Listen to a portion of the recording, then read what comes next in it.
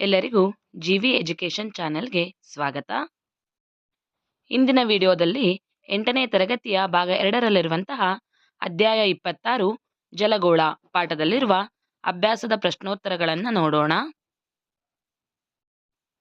First one, ಖಾಲಿ ಬಿಟ್ಟಿರುವ ಸ್ಥಳಗಳನ್ನು ಸೂಕ್ತ ಪದಗಳಿಂದ ಭರ್ತಿ ಮಾಡಿರಿ. ಮೊದಲನೇ ಪ್ರಶ್ನೆ, ಖಂಡಾವರಣ ಪ್ರದೇಶದ ಸರಾಸರಿ ಆಳವು ಡ್ಯಾಶ್ ಆಗಿದೆ. ಉತ್ತರ 100 ಪ್ಯಾದಮ್ಗಳು. ಎರಡನೇ ಪ್ರಶ್ನೆ, 1 ಪ್ಯಾದಮ್ ಡ್ಯಾಶ್ ಅಡಿಗಳಿಗೆ ಸಮನಾಗಿರುತ್ತದೆ. ಉತ್ತರ 6. ನೆಕ್ಸ್ಟ್ ಒನ್, ಪ್ರಪಂಚದ ಅತ್ಯಂತ ಆಳವಾದ ಸ್ಥಳ ಡ್ಯಾಶ್ ಆಗಿದೆ. ಉತ್ತರ ಚಾಲೆಂಜರ್ ತಗ್ಗು. ನಾಲ್ಕನೇ ಪ್ರಶ್ನೆ, ಸಾಗರದ ನೀರಿನ ಸರಾಸರಿ ಲವಣತೆಯ ಪ್ರಮಾಣ ಡ್ಯಾಶ್ ರಷ್ಟಿದೆ. ಉತ್ತರ 1000ರಲ್ಲಿ 35ನೇ ಭಾಗ. ಐದನೇ ಪ್ರಶ್ನೆ, ಅಮಾವಾಸ್ಯೆ ಅಥವಾ ಹುಣ್ಣಿಮೆಯ ದಿನಗಳಲ್ಲಿ ಕಂಡುಬರುವ ಉಬ್ಬರಗಳು ಡ್ಯಾಶ್. ಉತ್ತರ ಅಧಿಕ ಉಬ್ಬರ. ನೆಕ್ಸ್ಟ್, ಈ ಕೆಳಗಿನ ಪ್ರಶ್ನೆಗಳಿಗೆ ಸಂಕ್ಷಿಪ್ತವಾಗಿ ಉತ್ತರಿಸಿ. ಜಲಗೋಳ ಎಂದರೇನು? ಉತ್ತರ ನೀರಿನಿಂದ ಆವೃತವಾದ ಭೂಭಾಗವನ್ನು ಜಲಗೋಳ ಎನ್ನುವರು. ನೆಕ್ಸ್ಟ್ ಕ್ವಶನ್, ಸಾಗರ ತಳದ ಭೂಸ್ವರೂಪದ 4 ಪ್ರಮುಖ ಭಾಗಗಳನ್ನು ತಿಳಿಸಿ.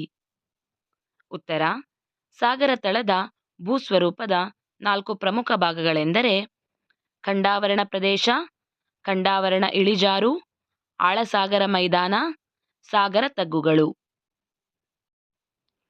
ಮುಂದಿನ ಪ್ರಶ್ನೆ, ಸಾಗರ ಪ್ರವಾಹಗಳಿಗೂ ಮತ್ತು ಉಬ್ಬರವಿಳಿತಗಳಿಗೂ ಇರುವ ವ್ಯತ್ಯಾಸಗಳನ್ನು ತಿಳಿಸಿ.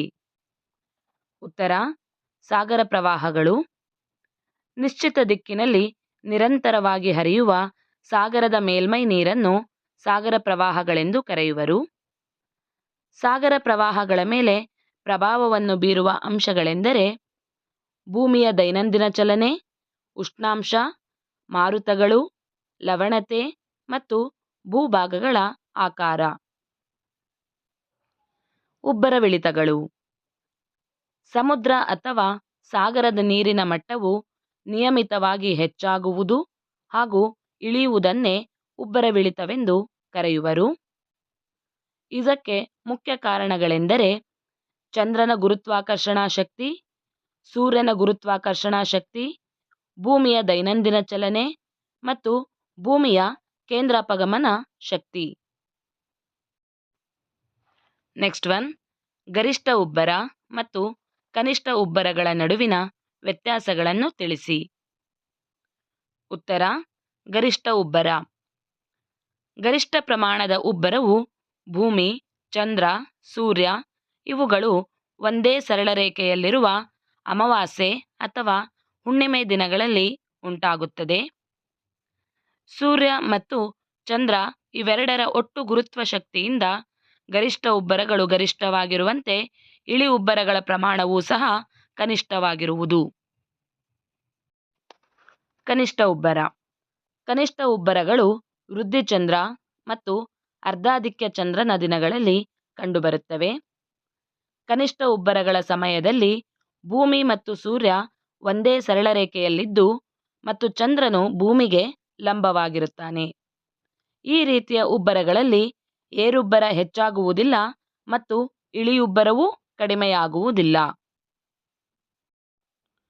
ನೆಕ್ಸ್ಟ್ ಒನ್, ಸಾಗರಗಳನ್ನು ನಾವು ಹೇಗೆ ಸಂರಕ್ಷಿಸಬೇಕು?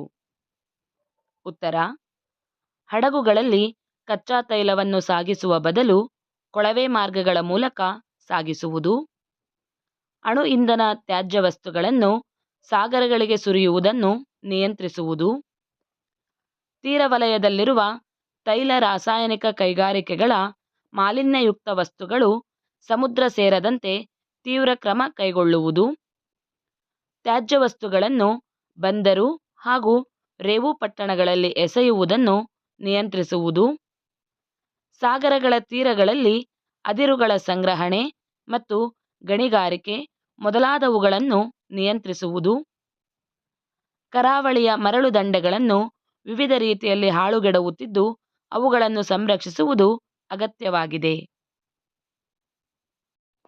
ನೆಕ್ಸ್ಟ್ ಒನ್, ಹೊಂದಿಸಿ ಬರೆಯಿರಿ. ಆ ಪಟ್ಟಿಯಲ್ಲಿ ಫ್ಯಾದಮ್, ಒಯೋಶಿಯೋ, ಗಲ್ಫ್ ಸ್ಟ್ರೀಮ್, ಸಮುದ್ರ ಪರ್ವತಗಳು, ಅಗುಲಾಸ್ ಪ್ರವಾಹ. ಬ ಪಟ್ಟಿಯಲ್ಲಿ ಆಳಸಾಗರ ಮೈದಾನ, ಅಮೆರಿಕಾದ ಪೂರ್ವ ಕರಾವಳಿ, ಶೀತಸಾಗರ ಪ್ರವಾಹ, ಹಿಂದೂ ಮಹಾಸಾಗರ ಪ್ರವಾಹ, ಸಾಗರದ ಆಳ ಅಳೆಯುವ ಮಾಪಕ. ಇವುಗಳನ್ನು ಹೊಂದಿಸಿ ಬರೆದಾಗ ಫ್ಯಾದಮ್ ಸಾಗರದ ಆಳ ಅಳೆಯುವ ಮಾಪಕ, ಒಯೋಶಿಯೋ ಶೀತಸಾಗರ ಪ್ರವಾಹ, ಗಲ್ಫ್ ಸ್ಟ್ರೀಮ್ ಅಮೆರಿಕಾದ ಪೂರ್ವ ಕರಾವಳಿ, ಸಮುದ್ರ ಪರ್ವತಗಳು ಆಳಸಾಗರ ಮೈದಾನ, ಅಗುಲಾಸ್ ಪ್ರವಾಹ ಹಿಂದೂ ಮಹಾಸಾಗರ ಪ್ರವಾಹ. ನೆಕ್ಸ್ಟ್ ಒನ್, ಈ ಕೆಳಗಿನ ಪರಿಕಲ್ಪನೆಗಳ ಅರ್ಥ ಬರೆಯಿರಿ. ಫಸ್ಟ್ ಒನ್, ಖಂಡಾವರಣ ಇಳಿಜಾರು. ಉತ್ತರ, ಇದು ಸಾಗರ ತಳದ ಎರಡನೇ ಭಾಗವಾಗಿದ್ದು ಕಡಿದಾದ ಇಳಿಜಾರಿನಿಂದ ಕೂಡಿದೆ. ಇದು ಖಂಡಾವರಣ ಪ್ರದೇಶ ಹಾಗೂ ಆಳಸಾಗರ ಮೈದಾನಗಳನ್ನು ಸಂಪರ್ಕಿಸುತ್ತದೆ. ಈ ವಲಯದಲ್ಲಿಯೇ ಸಾಗರದ ಕಂದರಗಳು ಕಂಡುಬರುತ್ತವೆ. ಮುಂದಿನ ಪ್ರಶ್ನೆ, ಲವಣತೆ. ಉತ್ತರ, ಸಾಗರ ಅಥವಾ ಸಮುದ್ರದ ನೀರಿನಲ್ಲಿ ಕರಗಿರುವ ಉಪ್ಪಿನಾಂಶಗಳ ಪ್ರಮಾಣವನ್ನು ಲವಣತೆ ಎನ್ನುವರು. ನೆಕ್ಸ್ಟ್, ಉಷ್ಣ ಮತ್ತು ಶೀತಸಾಗರ ಪ್ರವಾಹಗಳು. ಉತ್ತರ, ಉಷ್ಣಸಾಗರ ಪ್ರವಾಹಗಳು ಸಮಭಾಜಕ ವೃತ್ತ ಪ್ರದೇಶಗಳಲ್ಲಿ ಪ್ರಾರಂಭವಾಗಿ ಉಪಧ್ರುವೀಯ ಪ್ರದೇಶಗಳ ಕಡೆಗೆ ಹರಿಯುತ್ತವೆ. ಶೀತಸಾಗರ ಪ್ರವಾಹಗಳು ಧ್ರುವ ಪ್ರದೇಶದಲ್ಲಿ ಪ್ರಾರಂಭವಾಗಿ ಸಮಭಾಜಕ ವೃತ್ತದ ಕಡೆಗೆ ಹರಿಯುತ್ತವೆ. ಮುಂದಿನ ಪ್ರಶ್ನೆ, ಅಧಿಕ ಭರತ ಮತ್ತು ಕನಿಷ್ಠ ಭರತ. ಉತ್ತರ, ಸಮುದ್ರ ಅಥವಾ ಸಾಗರದ ನೀರು ಒಮ್ಮೆ ಏರುವುದನ್ನು ಅಧಿಕ ಭರತ ಎನ್ನುವರು.